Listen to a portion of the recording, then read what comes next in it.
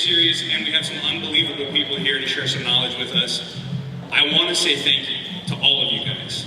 This is something for me and all our partners, Rama Mayo, Aaron Levant, Danny Damienstein, that we wake up and we're passionate about because you guys wake up and are passionate about. You guys have sacrificed your lives, in some respects, your freedom, your families, your income, everything, in order to make your brands and your companies great. And we are just honored and privileged to have a platform to help you get that word out and to do some real business. So thank you, and a big round of applause to every single fucking one of you. Our first panelist is Berner. You know him from Cookies, Exotics, and a bunch of other amazing stuff, and most recently Black. Our second panelist is Bobby Hundreds from the worldwide international streetwear brand, The Hundreds, and it's just released an amazing book called This Is Not a T-Shirt in stores now. Our panel is hosted by John Buscemi, the #1 luxury fashion designer in the United States, and I'm proud to say that. Get up here, John, and let's get this thing going.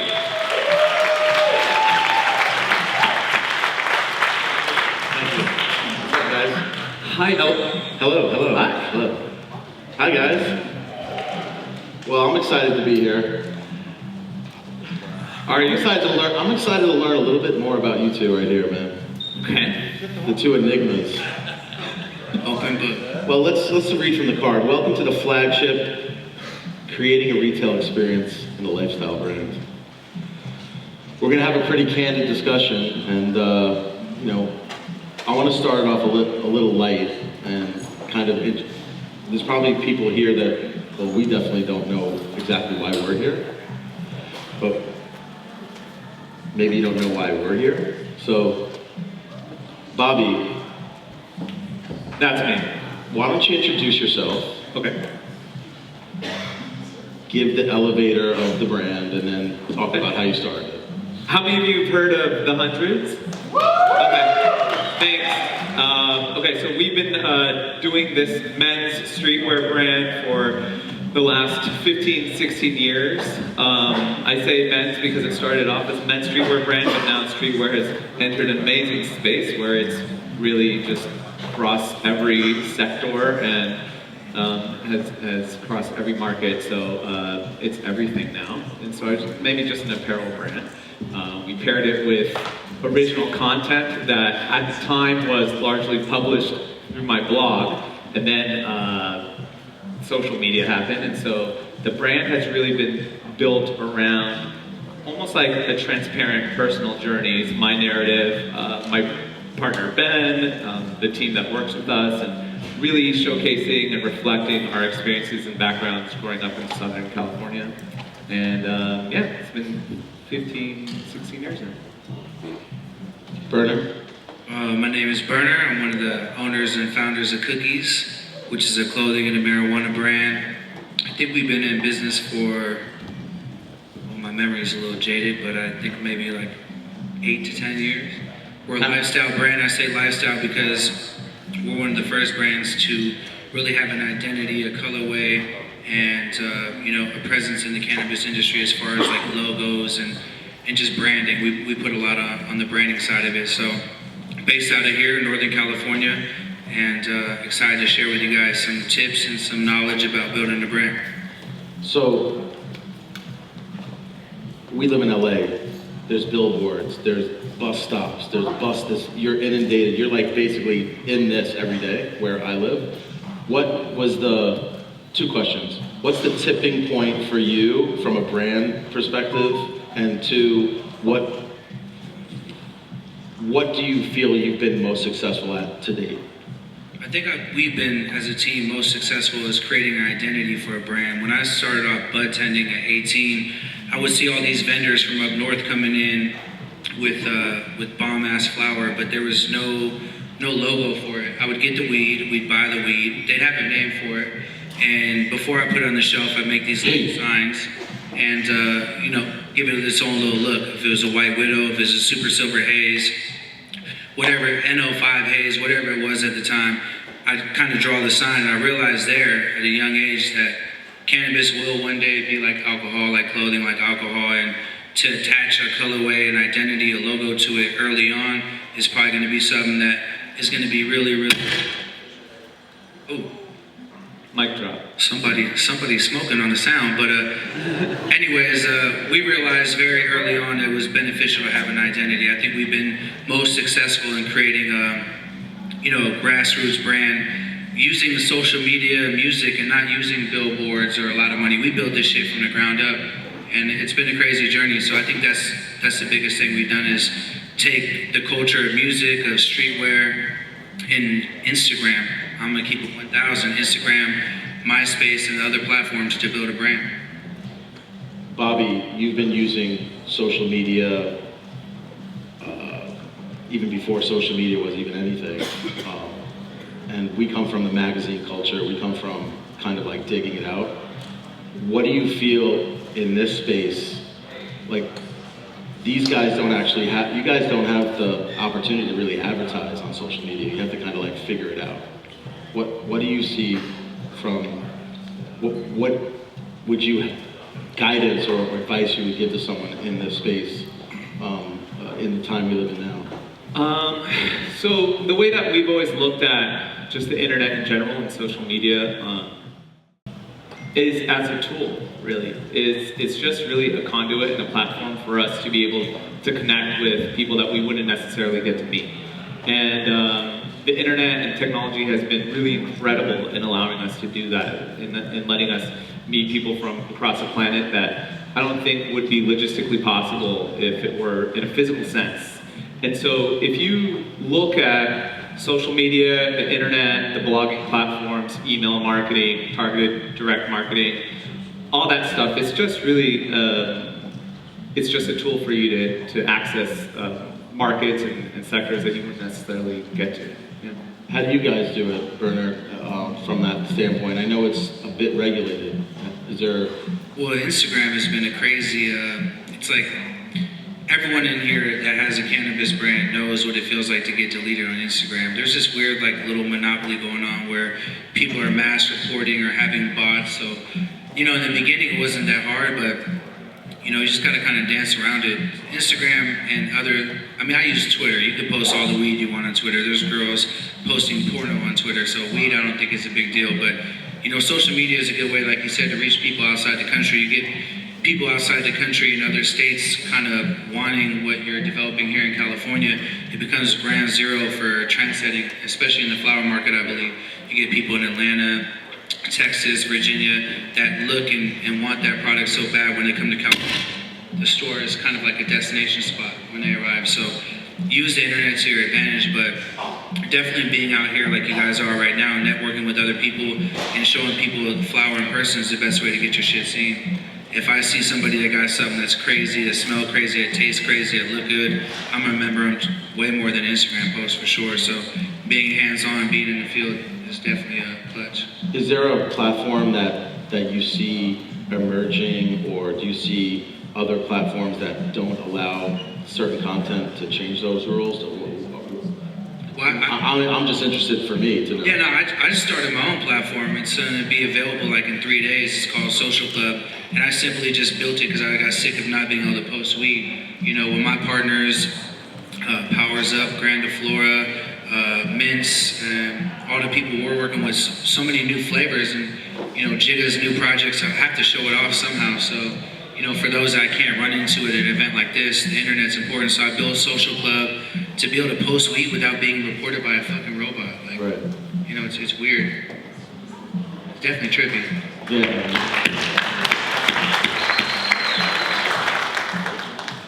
So one of the questions here is, can you tell us about the reasons and ideology of collaborations? That might be a whole separate segment. But Berner, I'll ask you. We'll get to Bobby in a second. Do you utilize any collaborations in your business, or obviously not just brand-wise, but any collaboration? Yeah, you got to use other resources. You have to understand people's strengths, and some people may be better at making hash or creating, distillate for pens or edibles. Shout out to Big Pete's. He just did our edibles, the cookies that we have, and you have to recognize people's strengths. Partnerships, collaborations, I think in any industry is super important. If you look at my music catalog, the reason why I'm able to have 34 albums out is because I went and did group albums and I collaborated with people, and you vibe off the energy.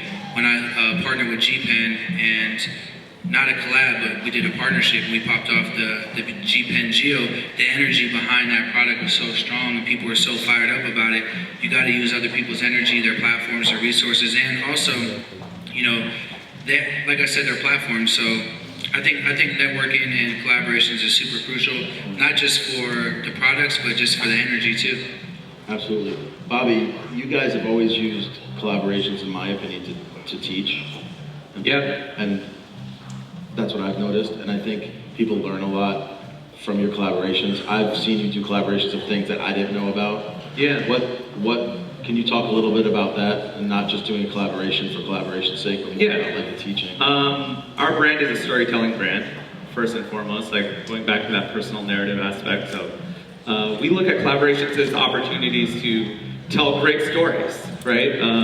It's a way for us to educate and inform our audience and readership on who we are as people, the things that we believe in and that we really love. And so we choose collaborations and collaborative partners based on if there is a resonant story there. So we were just backstage talking about, like, let's do something with cookies. To be honest, I don't know much about this space. Like, I'm pretty completely ignorant, actually, of your world and what you've been able to accomplish. As far as I know, you are like the supreme of this space, which is, I don't think anyone would argue against that here.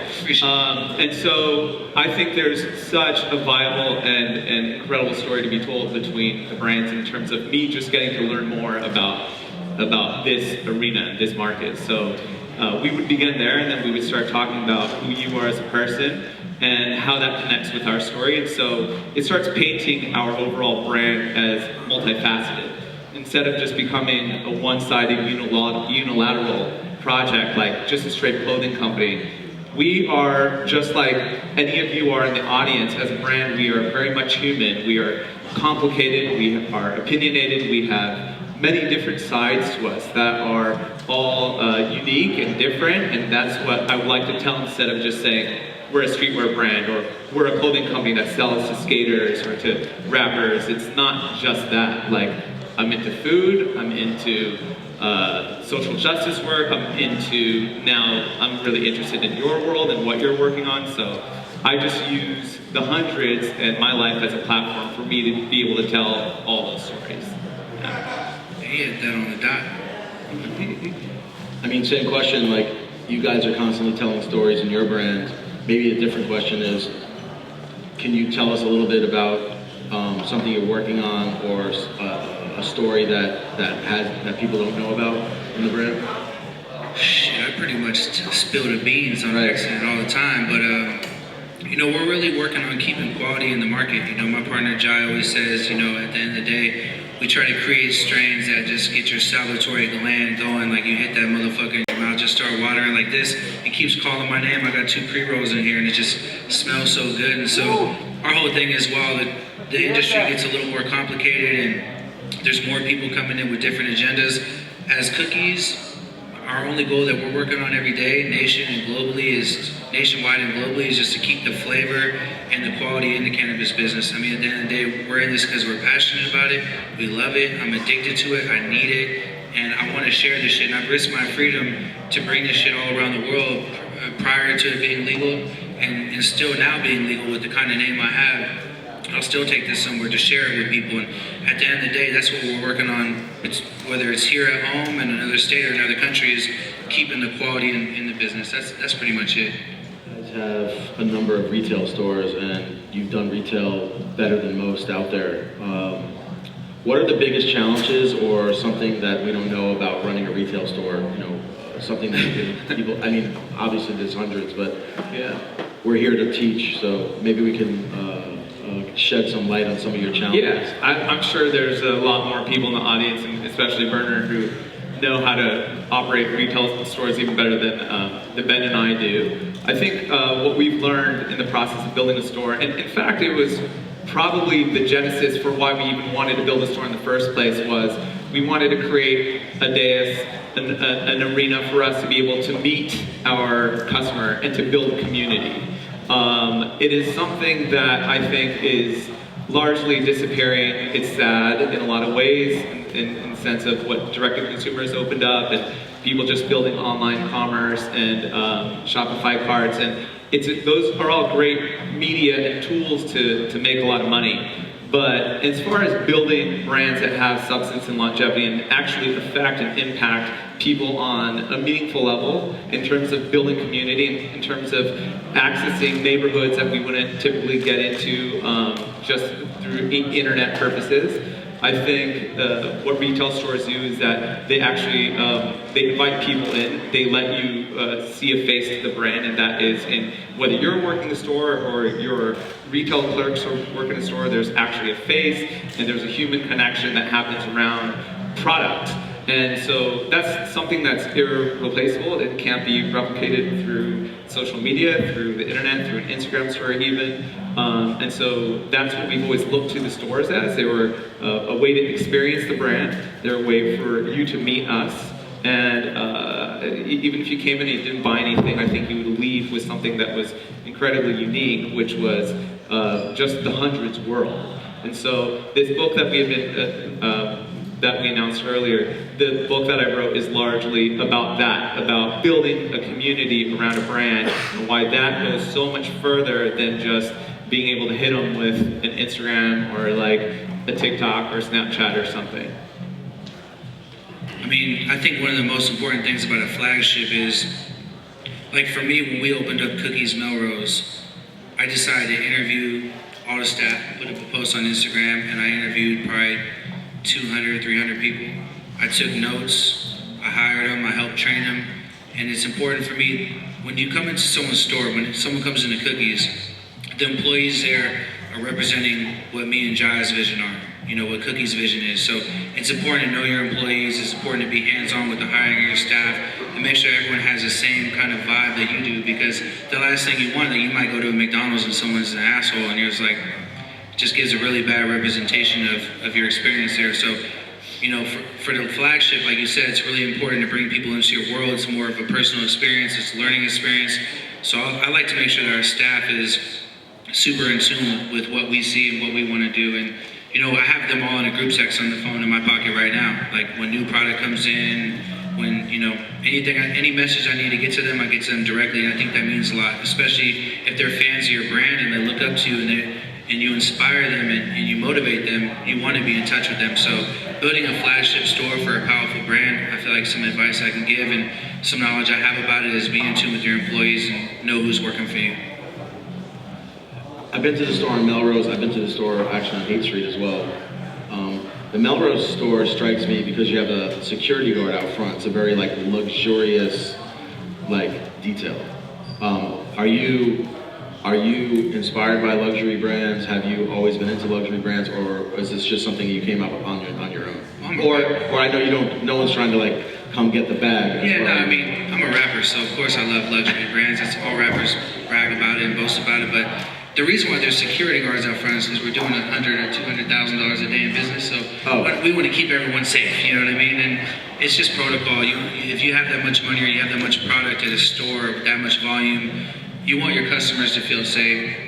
You want your employees to feel safe, and you want to keep the bag safe for sure. Yeah. At any means necessary. No doubt. Yes. Hundreds of security guards? No, we're not doing $200,000 a day. We don't have security guards at the clothing store, but when you got that bag, when you got that herb in there, ooh, that herb need a babysitter for sure. For sure. Does the security guard walk you out to your car if need be? Is it a case-by-case basis? No, they keep an eye on the neighborhood. They keep an eye on the parking. If someone's just blatantly, disrespectfully firing up a big-ass joint in front of, like, parents walking with strollers, they'll be like, hey, bro, put that shit out. Go take it somewhere else. So they keep the store safe, but they keep the neighborhood nice and clean. And that was one of the things, which the funny thing was, they tried to start a petition to stop Melrose, and no one signed it. So that's amazing. But just in case someone would have tried to sign it, we just want to keep the neighbors happy because it isn't a residential. So the neighbors want you there. They fucking love us. Yeah. So, especially the liquor store. Oh man. So you do apparel. I don't know the percentage. You can get into that. A couple questions. One, you have the apparel and the accessories. Where do you want to take that, and what percentage of the business is that at this point? If just round numbers. Well, the cannabis is just extremely higher than the apparel. Yeah, of course. But the apparel is cool because every time someone wears it, it's a big billboard for your brand. And people really bought into cookies. I still don't understand why it popped the way it did. You know, I don't know if it was the music, if it was the clothing, if it was the weed that backed up the whole movement. Whatever it was, it popped. And I felt the clothing, and I thank people like Bobby for laying the way for streetwear. It just really complemented that. And my team is really good at cut and sew and coming with dope-ass little smoke-proof bags and accessories. And we just kind of came with the picks and shovels. And I feel like in the indie industry, everyone's trying to get rich off growing weed. You know, growing weed, selling weed, but the picks and shovels is what helped everyone that was mining for gold. So if you have the rolling trays, if you have the ashtrays, if you got the grinders, if you have the smoke-proof bag, if you have the clothes that looks fly to go with it, I mean, I think the accessories and the clothing is just as important as the herb. I mean, to be completely honest, I knew about the brand before I even knew it had anything to do with weed. Like, I always thought, I thought of it as I was like, what is this crazy streetwear brand that everyone's wearing? That's dope. Yeah. So, yeah, that was pretty impressive. So, I saw you on the flyer with me a month ago, and I'm like, why is Bob? DJ Khaled's little brother? No. I learned about you after that, but I saw Bobby on the flyer, and I was like, I'm a little confused. And when we walked in here today, we had some emotions. You know, we've been in this industry, the streetwear and like clothing industry, for a long time, and this is the second Hall of Flowers. And this looks like it's bigger than most of the trade shows we went to for like 20 years. Yeah. Are you, like, tell us a little bit of how you're feeling about this. How I feel personally about it? Yeah. Well, I'm really impressed. I think I just saw Aaron walking around here, but our friend Aaron, who is a part of putting this show together, he's worth a lot of praise for this. But I think it's amazing. You know, I'm not involved in your industry in terms of any financial gain, or I have no investment. But what I am interested in is being a part of removing the stigma around weed, around your culture. I don't smoke. It's not something that is just in my wheelhouse. But what's that? Berner smoke. He's gonna smoke tonight at the cookies by the party for sure. But I'm more interested in removing the stigma around this culture. I think there's a lot of problems that come with that stigma. I think there's a lot of opportunity here. I think a lot of people can build some successful livelihoods. I think it's really positive. And that's really my cause and my mission in being involved in the space, is doing anything I can to raise awareness for all the nuance to the game that, like, people like me who are more or less outsiders don't always get to see, right? Like, even when I was talking to people about coming and speaking here, or even when I was posting about it, people are like, oh, that's weird, like, what are you doing in that game, or why are you in that world? And everyone has these crazy impressions that are super dated, and the people in this room are more or less on the front lines of what's happening next within culture, not just within this world, but I think in terms of global culture and just the open-mindedness that come with being involved in this. You know, I think that there's something really interesting here, and you guys are tapping into something really, really exciting. So Berner, multi-million dollar brand, a leader in the space, building something to last. What about the community side? Are you guys doing anything on the... Thank you. That's that cheetah piss. Thank you. Are you... Speak on the on what you're giving back to helping, one, lift the stigma, two, changing perspectives for, you know, just on the side of let's call it the politics side. So, I mean, I think one of the things we're doing to give back that's very important is, I don't know if you guys heard about the social equity program that people in certain areas have been blessed with. I used my time. I waited my whole life to get on Hot 97 and The Breakfast Club, and I didn't really preach about my music because I didn't feel like that was what was important. I preached about the social equity program and making sure that people that have been blessed and given this, opportunity really use it, right? So a lot of not a lot, but some of the bigger companies may just pay someone a little bit of bread to use their social equity applicant license. We actually empower and help them build a business. So, we have a club in San Francisco. I'm not gonna say where, but it felt really good to find a San Francisco native and to become a partner, which he owns 40% of the business, to be able to teach him the game. I'm gonna teach him the game of cannabis. And I know that will in turn provide generational wealth for their family.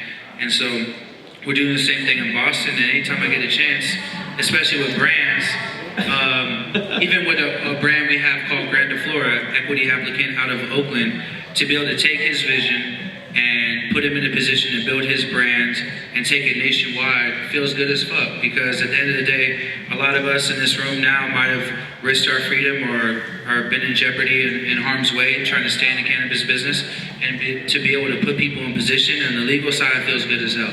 So that's one of the things on the political side that we're doing, and thank you. We don't really get a chance to talk about it too much, but I felt like it was a good time, just like Hot 97 was a good time. So I encourage people, if you guys got a cannabis business and someone approaches you that has a social equity applicant or social equity program, opportunity for you guys, embrace that shit, put them on, put them in, and keep, real cannabis and cannabis. That's pretty much what I want to do.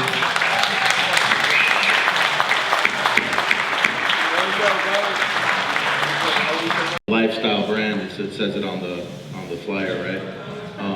And you guys are two people that obviously are living the complete, it's like saying lifestyle brand in a way is kind of like cliche at this point, but you guys are really, without you two, there's none of these brands, right? And Ben and Bobby is together. You have a partner as well? My partner's name is Jai. I don't know if he's in here. There he goes. Yep, my boy Jigga. We started Cookies, and he's the breeder and the creator of the menu of the herb that we have, and he's my partner. Yep. What, as far as the lifestyle is concerned, what other things in your lifestyle, like my brand, kind of like my subtext is like food, right? What are things other than smoking and making money that you care about? I mean, we got a unique lane. I mean, I think that, like I said, when I was making music and I had the internet at my disposal and I had the clothing and I had the herb, it was like a unique gumbo. I don't know if it's ever going to come back around the way it did. It's when the internet first hit. It's when, cannabis clubs were popping in Cali. We have a unique thing. I mean, I think Cookies relates a lot to the urban community, especially the young Latins out there. I'm Mexican, Italian, so we have that lane right there. But lifestyle, I mean, you got Cookies tatted right here, you got Vibes tatted right here. We really live and embrace what we do. I think the thing that we do, I meet a lot of people that say you inspire me, I look up to you, you motivated me to start a brand, and I don't know what that has to do with lifestyle, but I think that motherfuckers just see me hella hands-on. I think the key to success for us is that I really am here, I really move around, I live my brand, I bleed my brand. People see me pulling the strings through my sweaters in the beginning of when we first started. I used to have UPS coming to the house 3 times a day, filling up trucks, and like, you need to get a fucking warehouse. I'm like, you're right, I need to figure that out. So I think that the people that follow Cookies, seeing somebody from the game, meaning, the weed game, that took a vision, that took an idea, and executed it, and they watched the growth of it, therefore they feel like they're a part of it. And that shit just resonates really well with them.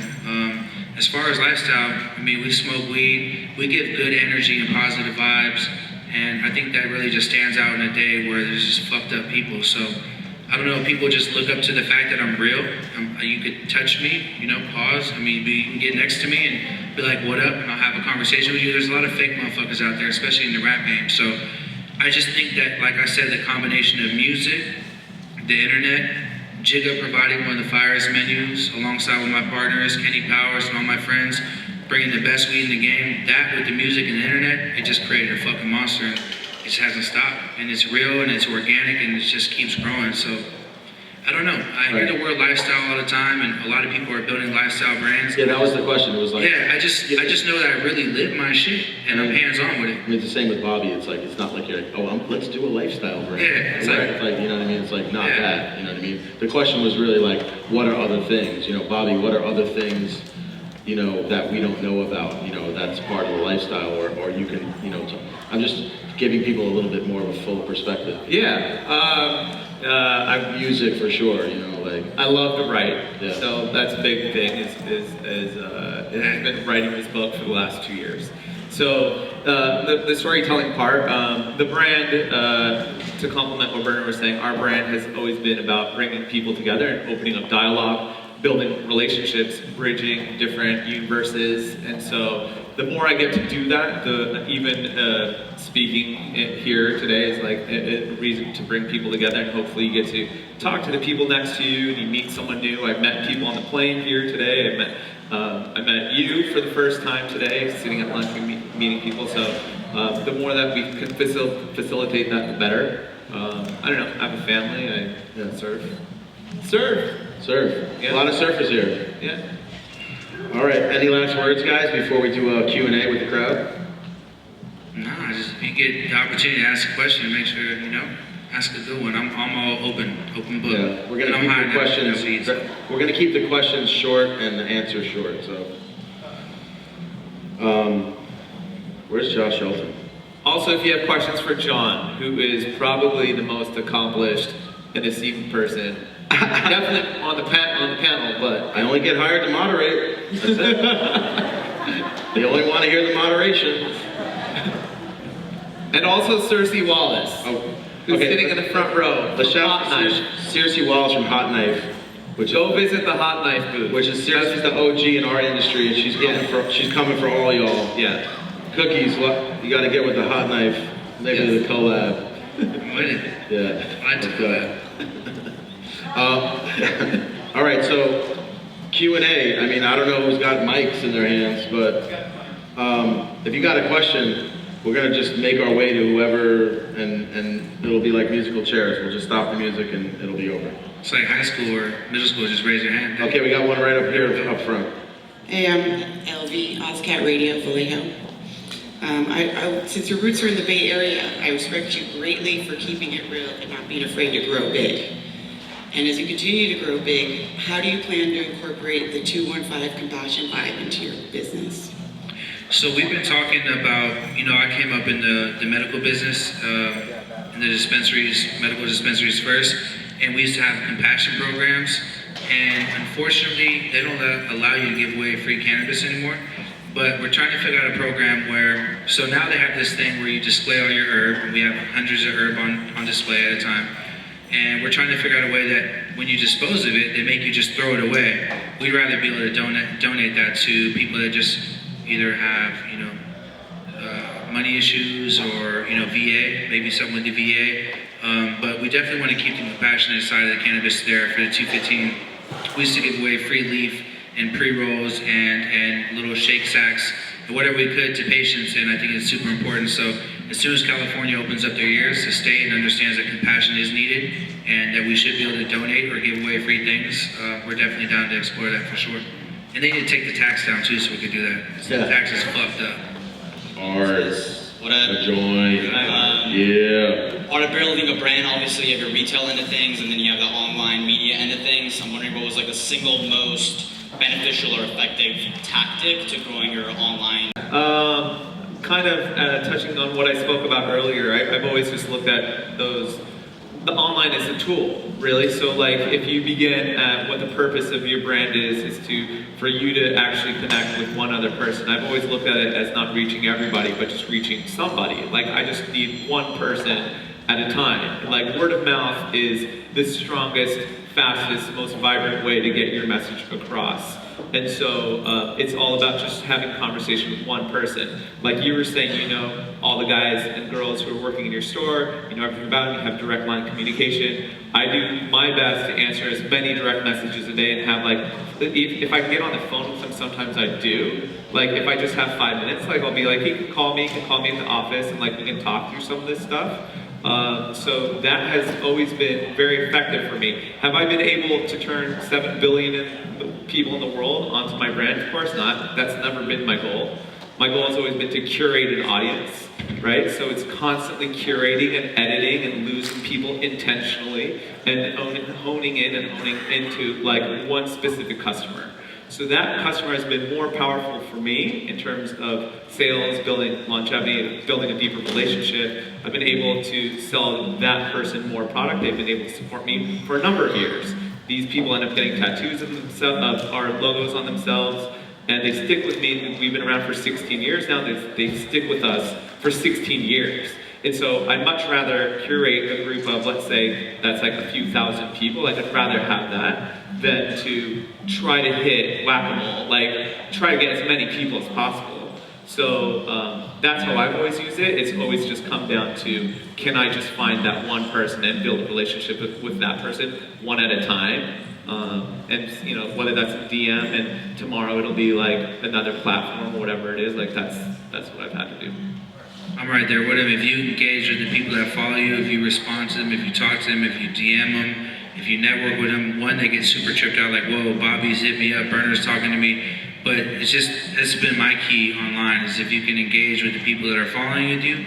If they're following you and you engage with them and you stay in contact and you stay in their comments, you stay talking to people in DMs, you give advice, if you know, even liking someone's comment, that shit means a lot online. I think that goes really far. And 100%. yeah, it lets people know that we're all people. We see what they're saying, and yeah, like he said, you get a couple thousand people, 100,000 people to really engage and really fuck with your vision, opposed to just trying to go super far. It goes a lot further. Yeah. I think like nothing's changed. Everyone wants to be seen and everyone wants to be heard and recognized and accepted, and they just want to be known that they're connecting, right? And I feel like we're in a place now where we're more disconnected than we've ever been, and we're all floating out there. We feel like we're more connected because we have these amazing platforms at our disposal, where we think like just because we hit a like button or because we post something that someone received it and heard it. But I feel like the problem right now in the climate is that everyone is misfiring. So you send a tweet here and someone responds, but it's down here. And so what are ways that we can get back to a place where we actually meet in the middle, we like shake hands, have a conversation, you know, actually connect on a human level where you feel heard, I feel like, right, like what we're doing right now, right? Like you're hearing what I have to say, I'm listening to you, Art, I remember your name, and like that's all it takes for you to go home and be like, cool, like someone saw me today, like I exist. Right? Like hell is a place where nothing connects with nothing, right? Like that's an old T.S. Eliot quote. Like we're in that space now where nothing is connecting with anything. And so just a little bit of like, hey man, I hear you, right? Like the DMs that come in sometimes are really negative and angry. And what I've had to accept over the years is that they're not necessarily hateful towards me personally.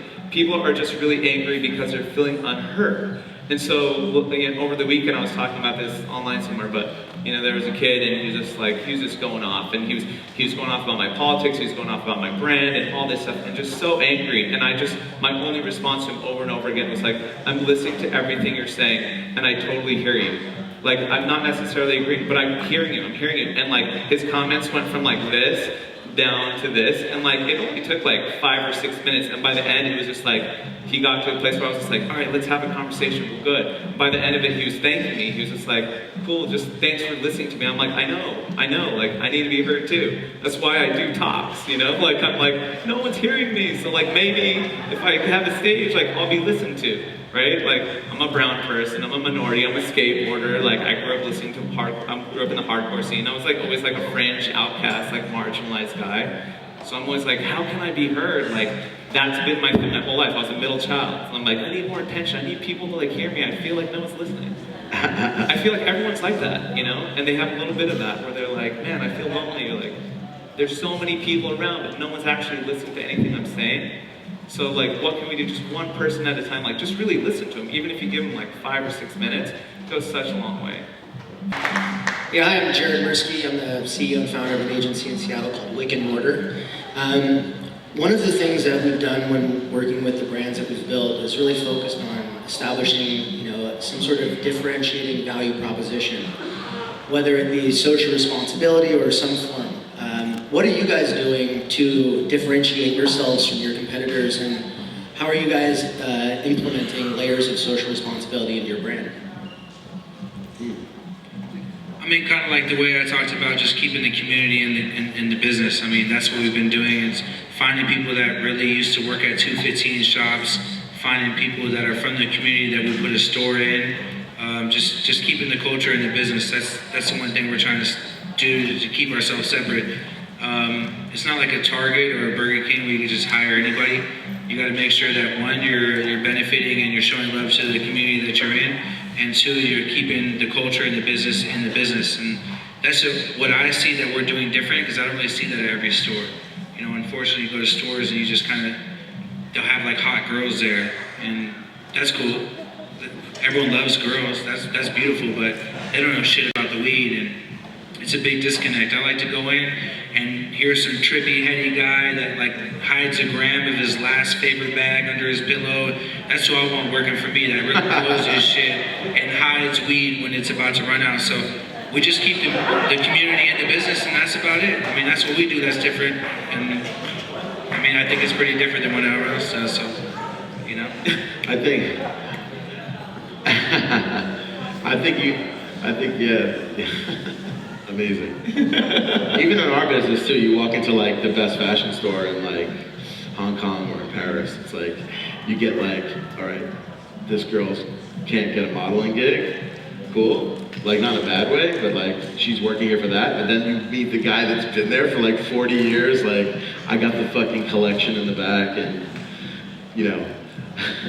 It's interesting too, because someone said today, like, it's the same thing in our world. You know, there's people here that may not get along in the industry-wise, right? But it's important that we're all here still. And so it's like, you might run into somebody that's in the industry that you might got some beef with, and it's some stupid weed war beef, but I'm glad to still see you here, bro. Because there's a lot of people coming into the industry that aren't from this shit, so just gotta, you know, keep the vibe going, really. That's about it. Keep the weed dealers in the weed game. That's right. Just to answer your question real quick, I've always, as far as distinguishing brands, if you have a brand, your brand is already distinct because you are distinct, right? You are unlike anyone else. Like, it's like the old adage that your mom or your dad told you growing up, like, you're a special, like, little snowflake. There's no one like you. Like, it's kind of true. Like, there's no one like your amalgamation of experiences and your worldviews and your taste levels. And so if your brand is infused with all of that life story, it's already unique and wholly distinct from anything else that's out there. You know, it could be a really subtle nuance in terms of how your brand is different, but trust me, it's different.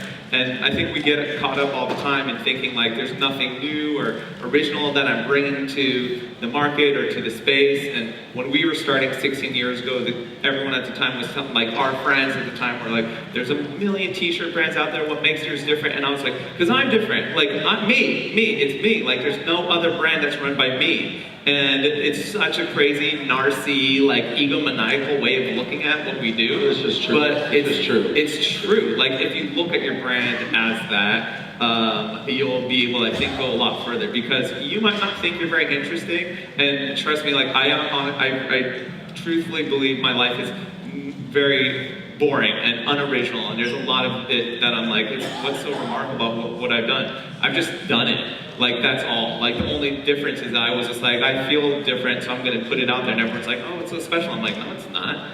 It's like, it's not as good as his. Like, honestly, this guy's story is a way better book and TV and movie than mine could ever be, you know? So it's like, it's not that.